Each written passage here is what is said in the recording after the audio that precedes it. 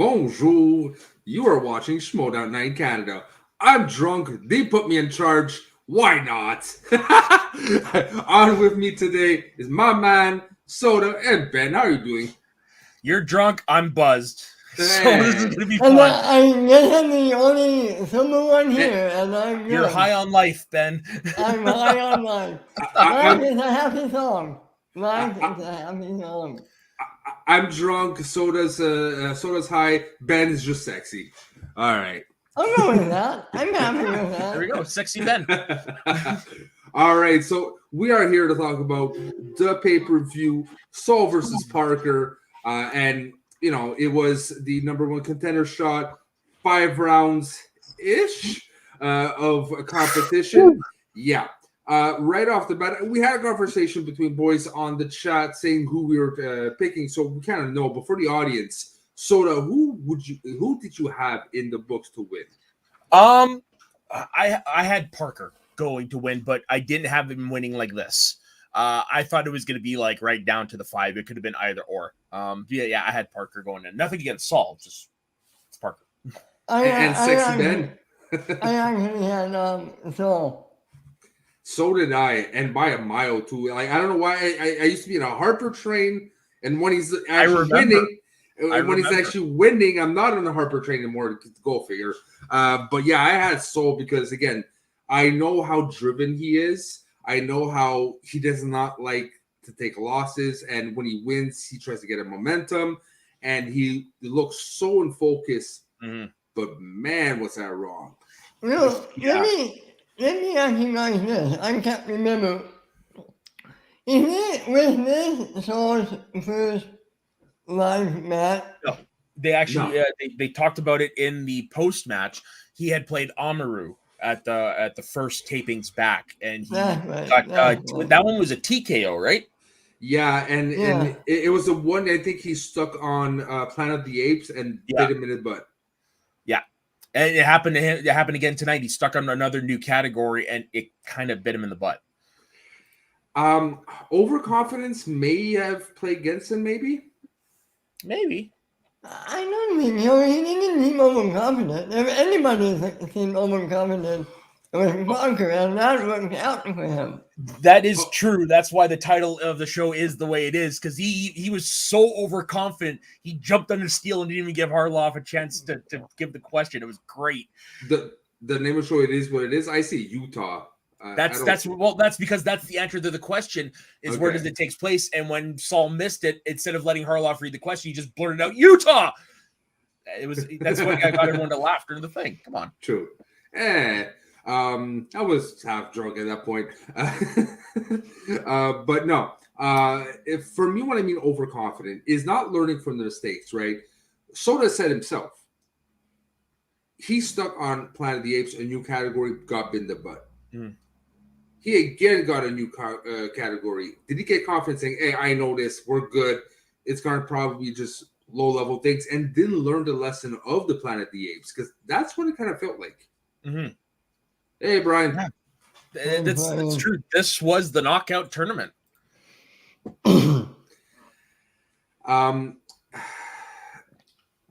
Is Parker the one to beat right now?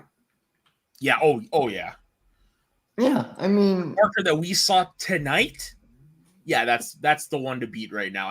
I'm saying the one to beat in all the leagues. I feel like this is the Parker that was promised to us a few years ago, and I can't wait till we get. Oh wait, now I was going to say I can't wait till we get Smith versus Parker, but.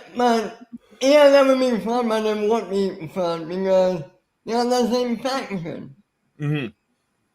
Well, the only way it could happen is if Parker wins the belt and Smets challenges him for it next year. Right. No, that is true. But, I mean, okay, because again, memory of a goldfish here. Parker wins, right?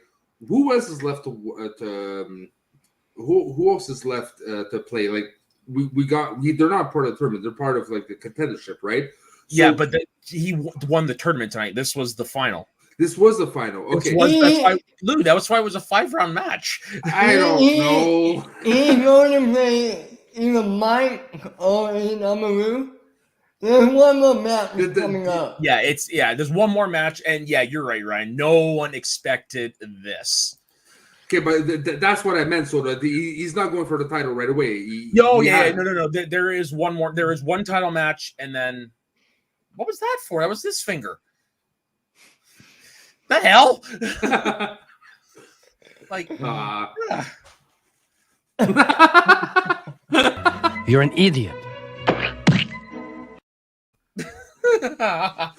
Yes, I am. What the hell? But yeah, so he still has. Brian, you don't see Parker beating either of those two, huh? I see beating. Oddly enough, Mike without a problem. Amaru is still a very interesting question mark for me. Mm-hmm. I'm like, we saw what he can do. He's good. He's amazing. But is he Parker level? Because I again find Mike is a bit overrated. He got lucky, but he's very up and down, right? He doesn't seem. But he is a 3-time champ. Yeah. Go ahead, Ben. If everything aligns for Mike, like it did on the last match he played, he's unstoppable. Mm-hmm. And I don't think Parker could stop that Mike. So Ryan, this was the taping you were at then. I was curious to see what it was like in the Scum and Villainy Canteen after the match was over. Yeah, I mean, you can feel it just as a viewer. Again, I can only imagine being in the crowd. But it's. Can I be blunt here? Yeah. This bad of a match, I wouldn't have put it as a solo pay-per-view. It not only that it kind of hurt to see Saul lose like that, it was kind of not a fun match that it could have used a second match just to give it a bit of life for the pay-per-view, to be honest. Maybe, but the outcome was so unlikely that it's causing a lot of chatter right now. So I think that's a good thing. Like, a lot of people are talking about it because as we've said, nobody saw Saul getting KO'd that bad. Like, he was KO'd coming out of the second. There was no way in hell he was coming back from that. No, he was KO'd in the speed round. No. Officially KO'd, but he was past KO territory in the second round because Parker. They went into the third round with Parker, I think, on a 13-point lead. Yeah, and I found it interesting they continued the match. Like, is it because it's a speed round? They let the leniency, or? Well, no, it's because in the speed round you can climb back, and same as well with the betting round. So there was that possibility. Because I mean, in a normal match, it would have been after the second round, which is obviously the second to last round. So yeah, it would translate over into a 5-round match that way. So And does this mean officially this is the last time we're seeing Saul this year? Yeah, probably. He's not on the team, right? No. Yeah. So to finish the season in this way. Again, I absolutely love Saul. I have a blast every time he's on SOS with us. He scares me, yes. It is scary. I actually find kind of like ease because that kind of personality is bravado, right? Of course. At the same time, I really root for the guy. For me to go against Parker. Yeah. But to think that this is the way he's ending his season. Okay. But think the way he started the live season and the way he ended. And he's not going to be playing it all again for the rest of the year. So that gives him at least 3 months to get over whatever that mental block is when he plays live, which is a long time. So imagine him next year when he finally cracks that. I have one question. Is his favorite king? Yeah, I think she drops him. Mm-hmm. There's a loyalty there, but depending on Harloff for how he wants to do it, we still have no details how teams are going to get formed, right? I don't know if it's a draft. We don't know if, it's going to be not free agency, but re-signings again. We do not know what's going to happen. It might be even out of their hands, right? Mm-hmm. But I don't know why. I might be completely wrong. But my instinct and the type of personality Saul is, he gets intense. He puts all the sweat and tears and always wants to improve. but he started really strong and then starting to implode more and more he goes, that he might not even want to come back next year. Oh, I think he'll come back. Because, I mean, the only 2 losses he had were at the live event. Digital Age, the guy is a killer. It's in him. But we're not going back to the Digital Age except for like international He'll matches. be back. He'll be back because he's got the type of personality where he's got something to prove now. You know what He'll I be want back. to see? You know what I want to see? I want to see something for Roxy.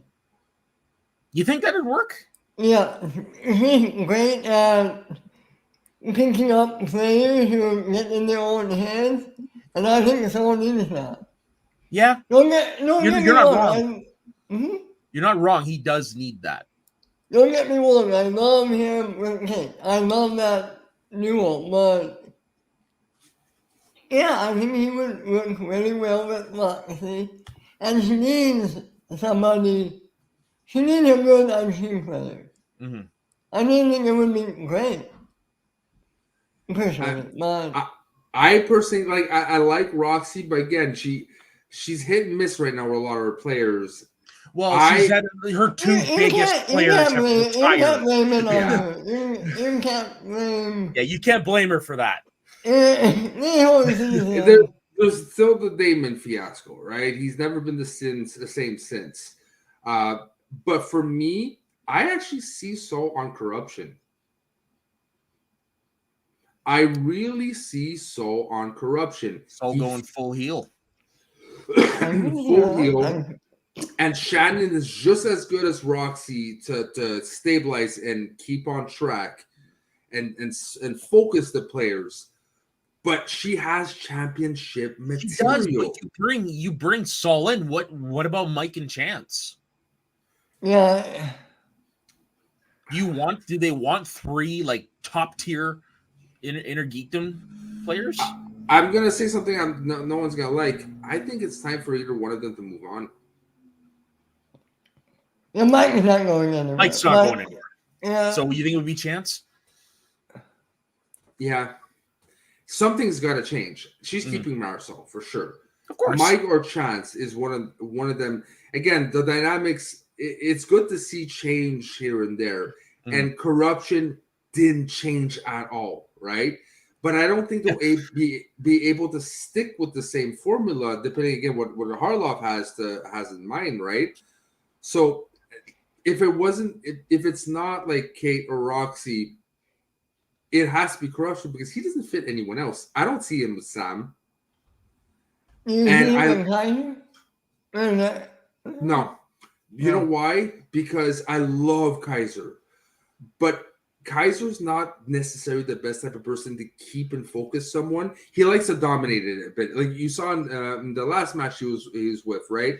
He kept telling him, don't go with the category. Don't go with the category. He's not afraid of pushing back to the players and kind of saying his opinion. Whereas I think Sol needs that, like, stay on focus.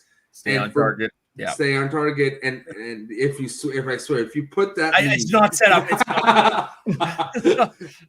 But it's stay on focus. And there's not a lot of really exceptional stay on focus that managers. It's Roxy. Kate is the lower tier of it, but she still does it. And Shannon, right? I want to go back to your corruption needing to change things again. I don't think there's any hurry for them to do that because right now they are in first again in the midst of tournament season. So it's not gonna last. I think it will. I think it will. But so why would you want to blow it up if they do win it again? It would make no sense. It would be like the 99 Yankees blowing it up the team after they just won 2 straight World Series. But it might not be Shannon's choice. If Chance, feels like, and let's say they lose the tournament, they lose the belts, and Chance like, you know what? I want something different. No, you're right. You're right. Like it is not her choice, but I mean, like, but still, if it is her choice, why would you want to break it up? No, don't break it if it's something that ain't fixed. Don't fix something that ain't broke. I'm sorry, Brian, but Sol on Mercs. It might be an interesting juxtaposition that, like, the awkwardness. It would be kind of an odd couple thing. Yeah, it would be.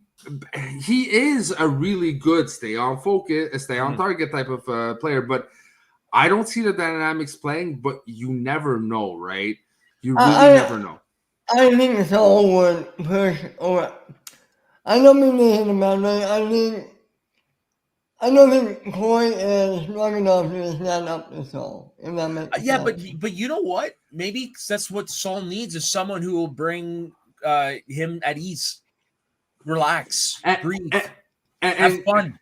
And Koi is not just a happy-go-lucky. He can be when he has to. Yeah. But you can see he has such a cerebral side to him that Saul is extremely cerebral. Mm-hmm. Extremely. So maybe the cerebral side will play better. And I think Koi is smart enough to know how he should play with the players, right? And not just do the uniform thing to do with every player.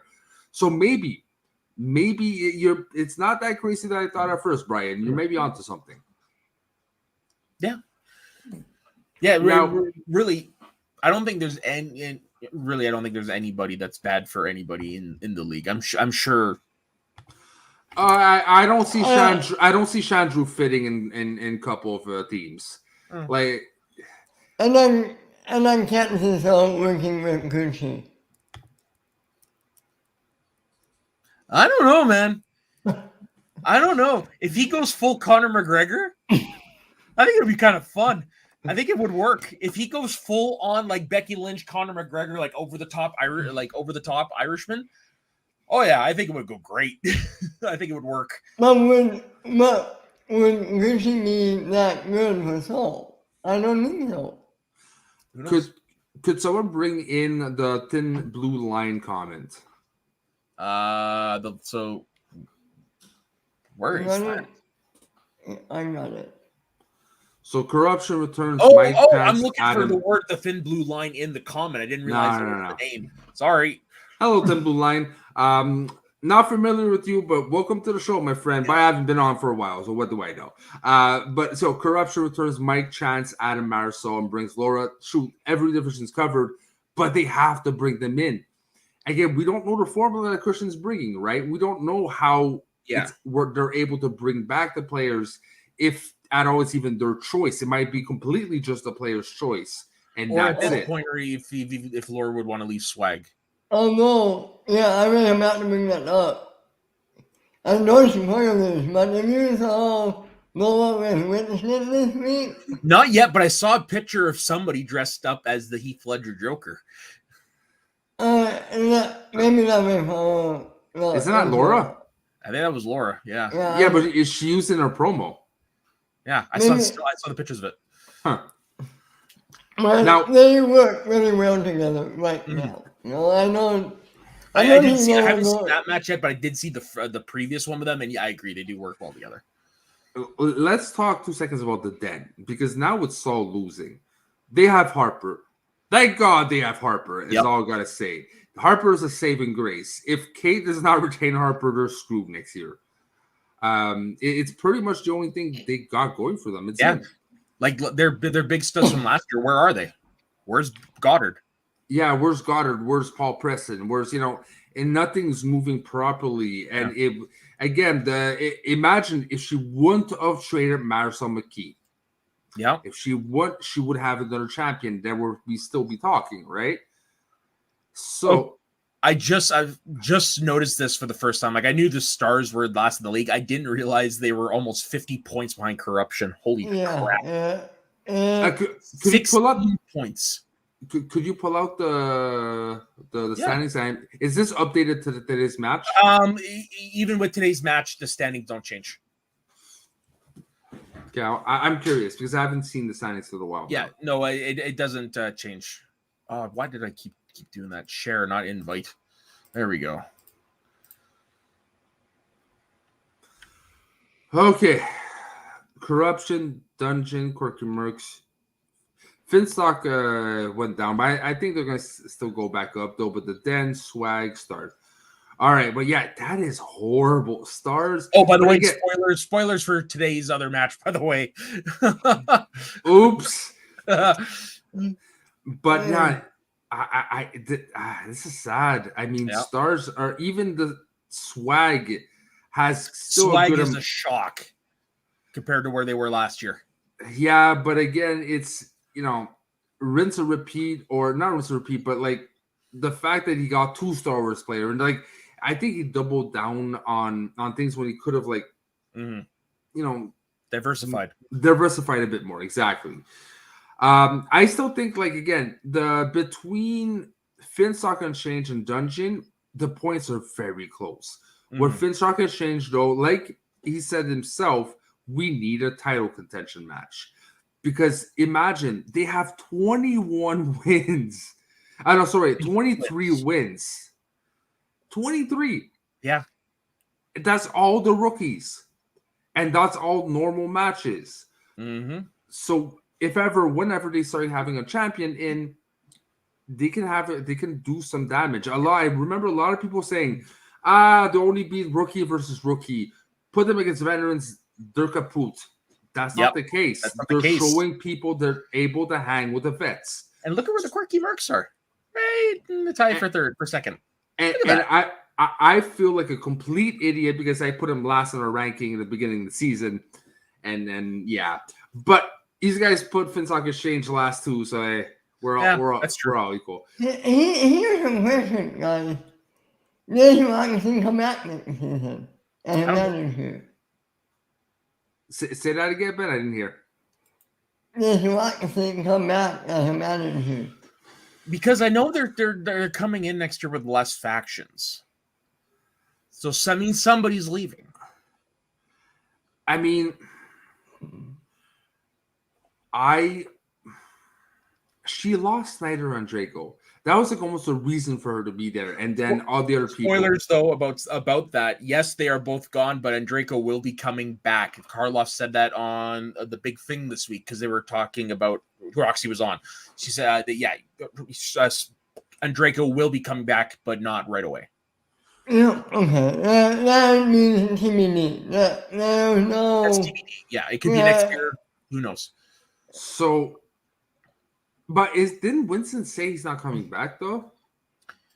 I don't know. I didn't catch that. But granted, there was about a month or two where I kind of didn't really watch any Schmoedown matches, so I might have missed it.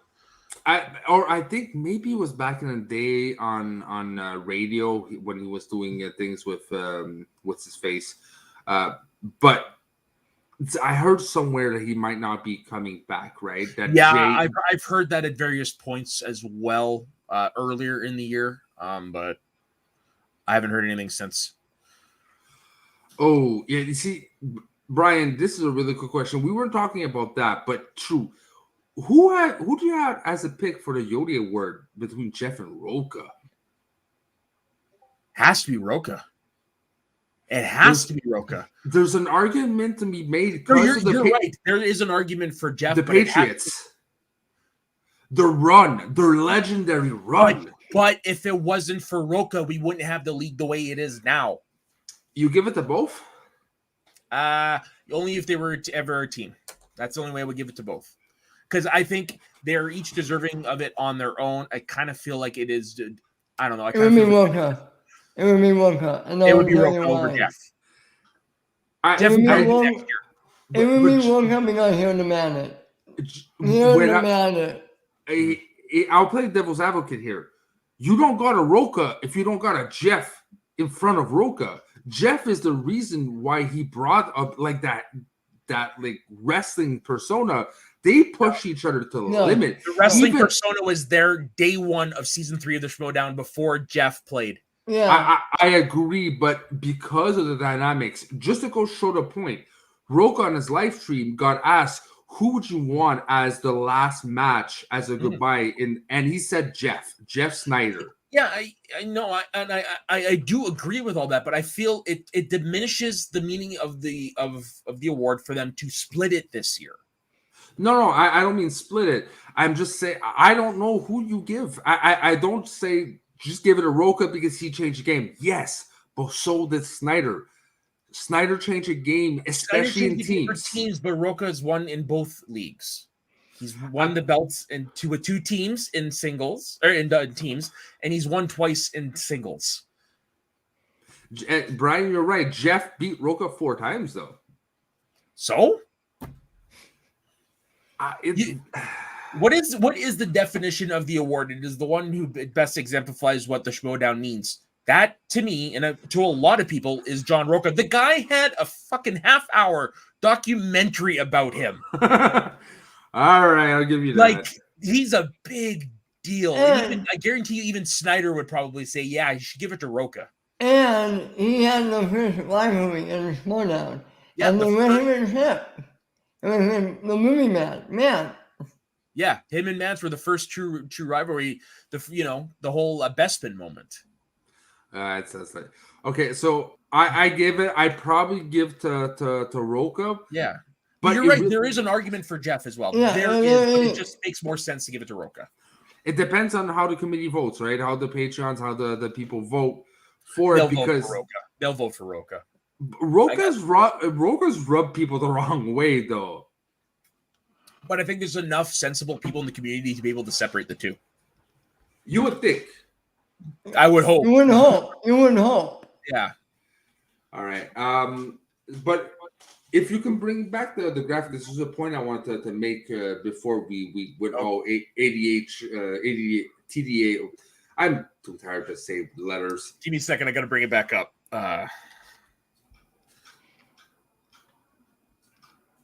Live TV, folks.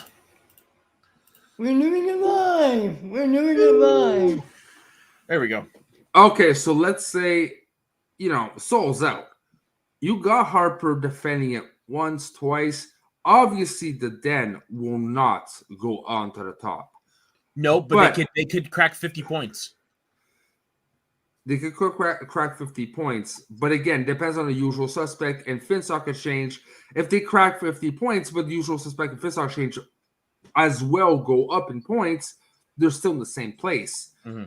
So, what are the chances compared to going up to down? Where do you expect? Is the Den staying in the top bottom three, or do you think they're going to at least go in the middle pack? To be honest, I think they're going to stay right in position where they are. I think with the 14-point disadvantage to the Finstock Exchange right now, I don't see them passing them anytime soon. I don't see them passing them this season. I can tell you who's going to move up. The usual suspect. Yeah. The Paige is going to go on a run, and she's going to gain a lot of points. Yeah, and not just for singles, she's also got her teams run. And with Finstock Exchange, you've also got King Arthur. Yeah, and just going by the usual suspects for a second, you got Paige, you got Amaru, you got Frankie Alvarez. These are people that really can rack up points. You got Ethan Irwin. You got Ethan Irwin. You got Liz Shannon Miller. There you go. At first, I was kind of critical about the way they built the team, but it actually makes more sense than the Stars or Swag. Yeah. Now we can actually really see the full potential of the players. Mm-hmm. Jacobin, Whitnabin, aside, which that was a complete flop. Him aside, they did a really good job, and they're not finished racking up points. And technically, they're only 8 points behind. You need one championship and a couple wins. You're back. You're number one, or a sweep of the tournament, So this, I can't remember. I don't think last year this was this tight. Not with this many teams. It was tight at the top because who was it going to be? Was it going to be Corruption or Swag? This is a little different. It's a little more open now. Yeah, because you got 1, 2, 3. You got 5 teams that's still in potential contention. Yeah. Because even Finstock could change. Likely, nope. They probably won't finish first. No. But they could still do an 8, 9 point swing. The only way they could finish first is barring an epic collapse by Corruption, which I don't see happening anytime soon. Again, Mike is very unstable, so you never know. Yeah, but I mean, I know when I didn't say a collapse, I said an epic collapse where everybody fails. If Collins can lose the belt, anyone can lose the belt, right? So, but remember this: it's Marisol versus Chance for the title. So either way, Shannon wins. Yeah. Oh, for fuck's sake, it's true. And I don't like that. That kind of like. Yeah, but what are you gonna do if it just naturally happens? And what are you gonna say? We're not gonna have it because they're on the same faction? No, they earned it. But wasn't there a rule that Christian put in the beginning of the year that people would not face each other? Not in championship matches, only in regular matches. Okay. All right, but look, because if somebody wins the tournament and then they end up going against their faction mate, that's just the way it has to be. Whereas the other one, you schedule who plays who, right? So that's what he eliminated, was them playing regular matches within the faction. Okay, so they got an automatic 7 points. So 65 points is really not the real pointage. It's 72. Yeah. That's where they're really at, no matter what. That case, have they won the whole thing already? I think so. Which would piss me off because I know I'm not going to hear the end of it from Dan. No, none of us are. Oh, God. For all people who don't know, Dan seems like a sweet, calm person, but when he's right, man, is he annoying. He's such a corruption show. He does it in such a fun way, though, but yeah, he just giggles you. He's just, yeah. Never going to yell at you, but he's going to keep poking corruption in your stomach. Man, but okay, but I really hope it's not corruption again. It's I don't want corruption to become the Tampa Bay Lightning. I want someone to beat them. It could happen, but right now it looks like it's not. It looks like corruption's going to win it. I'm telling you, at the Spectacular, I'm going to meet Paige versus Marisol. I'm hoping the first all-female main event in Schmoedown pay-per-view history. And we have a history with Paige. We talk to Paige here and there. We're friends. And we're friends, and we absolutely love her. So I love Marisol, but if Paige gets it there, fuck am I rooting the shit out of her. Of course, yeah. We'll be flying the usual suspect colors. Oh, yeah. All right, so, yeah. Yeah. Can I take this down now? Yeah. All right, so I think we're pretty much done with this match in particular. We usually just do the pay-per-view, but I am curious, since we're only 30 minutes in. I know Christian came out with a schedule recently. What are their next matches coming up? Hold on. Ben sent this in our chat. Just give me a second to bring it up. I did? Yeah, you put it in the crew chat what the upcoming month of matches are. Just I gotta find that. I'm so good. I'm ahead of myself. And you also sent me $400. I don't know if you realize, Ben. Is it something else you forgot? Or? I'm sorry. The one who's got a job that pays more than the rest of us. And I'm the one that's funding the StreamYards. Come on. Oh, shots fired. I still think you're still making more money than I am, Soda. Man. Okay, give me a second to add it to the overlay. Downloads. Here we go. All right, so we are at. Actually, I can bring it up now on the other screen. So hold on. There we go. All right, so Kelly versus Whiteley, so that's done. Okay, Parker Soul. Now we got Scrimshaw versus Gold Leader. This is an interesting one because we haven't seen Scrimshaw a long time. No, this is his first match this year. And last year, did he even play? Yeah, he lost to Ace in the tournament. So he played once. I feel like he played this year. No, I feel like he played it for Shannon once. Hold on. He might have. Give me a second. Where is the thing? Okay. Keep talking. I really don't think he played this year because it's I know John drafted him and he hasn't had like a -1 or +1 nothing on him. So no, you're right. The last time he played, it was it's holy shit. It's been 16 months since we saw Joseph Scrimshaw. He last played in June of last year during the Star Wars tournament. I really don't think he has a shot against Gold Leader. Gold Leader is well greased. He's awesome, and I think the Star Wars division has changed since last time that Scrimshaw played to a point that I think it's going to be. It has, and the stars are aligned. The stars are fucking aligned for a Gold Leader Thomas Harper showdown at Spectacular. It's already been written. Definitely. So you don't think Kelly is going to go that far? I mean, if Gold Leader doesn't, she could, but there's just something in the air, the way you see them talk on Twitter and how I've seen Evan talk on our Star Wars show about Harper. I don't know, man. There's just something in the air. I think that's what we're gonna get at Spectacular. I just feel it in my bones.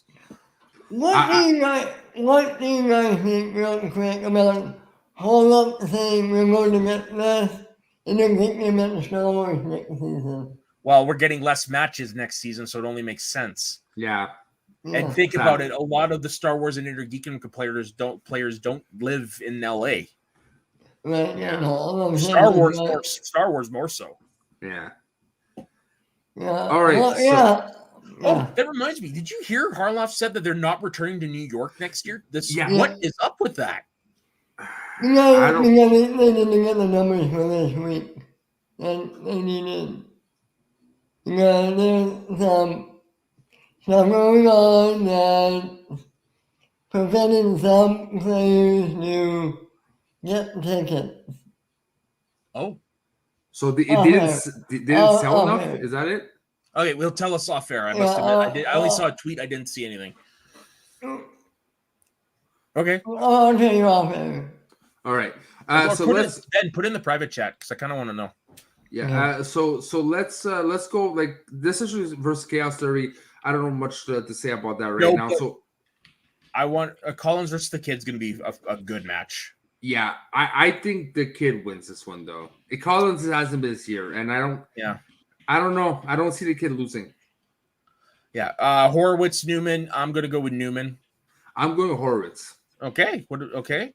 McKee and Ellison. I think Marisol's going to retain. Yeah. Same here. Yeah. But the October 13th match, Damon versus Damon, kick ass. I think Damon is going to win. Yeah, of course. Is it Damon or Damon? I think Damon is going to win. Now, are they going to film it in the same room at home? Or are they going to be in separate rooms? Is it going to be in studio? Separate room. Separate room. Either separate room or studio. Well, it's not in studio right now, so you never know. Yeah. All right. Then we have Press Room versus Old Guard, which Old Guard is Riley and Duralde. Press Room's got it. Yeah. Yeah, I think I love Riley. I think this is his final gasp. Same here. And as well, Merle versus Harris. We saw what Harris, I love the character. I love what he did this year. Yeah. But I really think he's done Schmoedown. Especially if he loses. Yeah. You remember even a post-match, it's like, Lon Harris, are you guys getting rid of me? It's like, I don't know. Something is in the air for me that if he doesn't perform a good match, he might be out. I mean, it's possible because we do know there's going to be less players next year. So I think a lot of the old guard is going to be gone next season. Yeah, I think they're both going to be. Done. No, I mean the old generation. There's going to be a lot of. Not the team, the Old Guard. No, I mean, should have been more clear. I think we're gonna still have some left. I think we're gonna have. Obviously, Merle's not fucking going anywhere. Bateman's not going anywhere. Who else? Kalinowski's not going anywhere. Bibbs isn't going anywhere. We're still gonna have plenty of the Old Guard, but I mean, we're gonna lose some for sure. I mean, don't count Bibbs to be out because he seems to be having some health problems, right? You see him often having health problems since we've known him. And that's what I mean, right? So we don't know. Sometimes things can escalate pretty quick. So do not count Bibbs out. You never know what could happen. Yeah, and then after that we've got Kelly Whiteley versus the winner of Scrimshaw Gold Leader. Well, that's gonna be Kelly Gold Leader, which is gonna be a fun as hell match. Yeah. Now this is the one that a lot of us are looking or have our eyes on: Danger Zone and the Untouchables. Yes. I gotta go with the Untouchables. Me too. Now, before we continue, Thin Blue Line asked a question. I think it should be an interesting one to answer. What will be the next big upset in the tournament? I'm guessing he's talking about. I'm guessing it's like the rest of the tournament. What is there left here? So we got. or even a team's tournament. Give me him. I got to find the bracket. Hold on. You know what? I'd say if Harris meets Schmoedown, that would be an upset. Yeah, that's true. That would be the biggest upset on this day. For me, I think it would be more Molly Damon beating Alex Damon. Yeah, that definitely would be an upset. I don't think so. Who do you think has been training Alex all this time? I mean, they live in the same house, and they have a show together. And probably have the same amount of knowledge. Actually, I do have one, and it is on this list right now. Right here. If Barbarian beats Oyama. I think that would be an upset. I think so. They're in two different classes. No offense, Craig. No offense. Oyama is a better player than you. I don't find they are in different classes. I actually find they're in the same class. I really do. Oyama has been unstable. Barbarian's been unstable. But still, Oyama is the favorite going in. True. He is a former champ, which that right there puts him in a different category, which they would use to say Barbarian is the underdog in the match. I've watched that. I wouldn't be surprised they say that. No, true, for sure. All right.